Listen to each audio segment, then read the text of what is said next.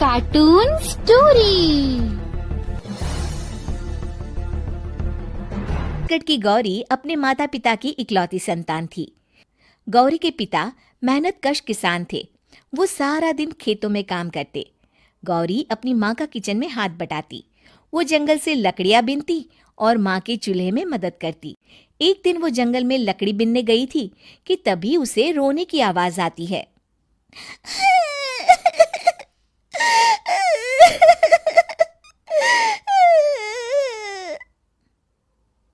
अरे, यहाँ कौन रो रहा है? इस जंगल में भला किसी के रोने की आवाज? जरूर कोई जंगल में फंस गया होगा। वो देखती है तो उसे एक परी दिखाई देती है जिसका एक पंख टूटा होता है। अरे, तुम कौन हो और क्यों रो रही हो? मैं परीलोक की रानी हूँ। पृथ्वीलोक में घूमने आई थी, लेकिन देखो ना, मेरे पंख ही टूट गए। अब मैं कैसे उड़ान भरूंगी? अरे, इसे जोड़ना तो आसान है। रुको, मैं अभी जोड़ देती हूँ। ये कहकर गौरी लकड़ी और रस्सी की सहायता से पंखों को जोड़ देती है।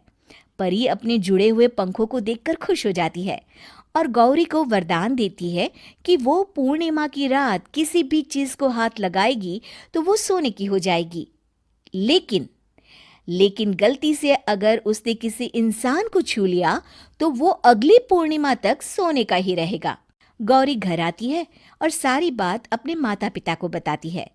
गौरी की माँ उसे कहती है, तू भी ना गौरी, सारा दिन परियों की कहानियां पढ़कर स्वप्न लोक में ही रहती है।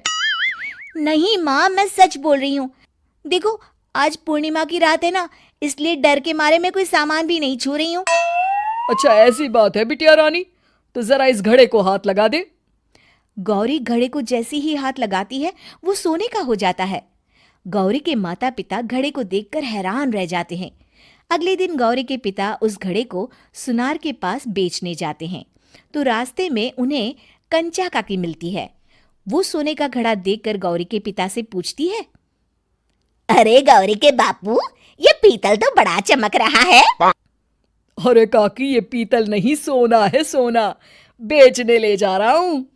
अरे, कहीं कोई लॉटरी लग गई है क्या? इतना सोना?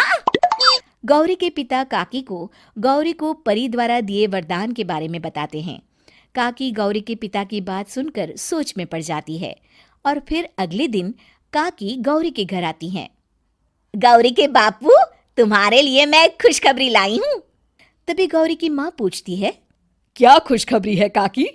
अरे, तुम्हारी बेटी का रिश्ता मैं अपने बेटे से करना चाहती हूँ।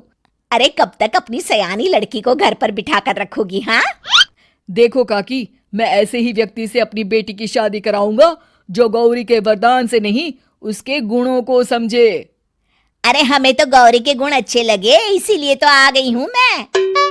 फिर गौरी के माँ बाप मान जाते हैं और उसकी शादी काकी के बेटे से हो जाती है। अगले दिन, अरे गौरी, कल पूर्णिमा की रात है। तुम्हारे पिताजी परी के वरदान के बारे में बता रहे थे, तो मैं ना कुछ चीजें रख दूंगी, जरा हाथ लगा देना।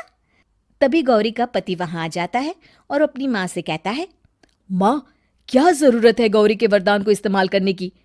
वैसे भी मेरी मेहनत से घर तो चल ही रहा है ना। और गौरी के पिता ने भी यही कहा था कि वो ऐसे ही व्यक्ति से उनकी बेटी की शादी करेंगे जो गौरी के वरदान से नहीं, उसके गुणों को समझे। अरे बस कर किताबी बातें। तेरे लिए क्या लड़कियों की कमी थी जो मैं ये किसान की बेटी घर ले आती? और सुन गौरी, कल अगर तूने सारी चीजों को सोने का नहीं किया तो मैं तुझे घर से निकाल दूंगी और अपने बेटे की दूसरी शादी करवा दूंगी, समझी? इतना कहकर गौरी की सास वहां से चली जाती है। अगली पूर्णिमा की रात गौरी की सास गौरी के सामने ढेर सारे बर्तन रख देती है और कहती है, जल्दी कर गौरी, रात खत्म हो जाएगी। जल्दी जल्दी इन सारे बर्तनों को हाथ लगाकर सोने का कर दे। गौरी करती भी तो क्या, वो जैसे ही एक छोटे से बर्तन को छूने वाली होती है कि उसकी सास भड़क जाती है। क्या मजाक बना रखा है? इतने छोटे से बर्तन में क्या होगा? ये ले, ये बड़ा वाला बर्तन।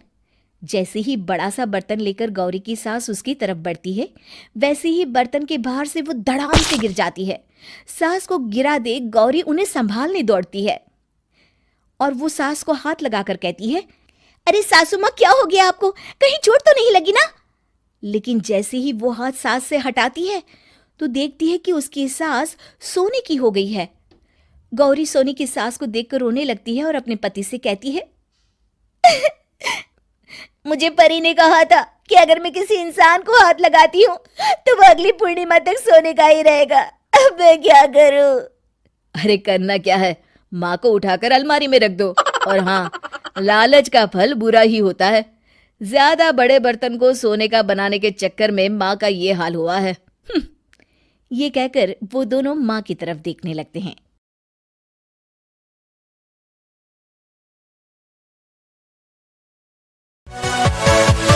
Yeah.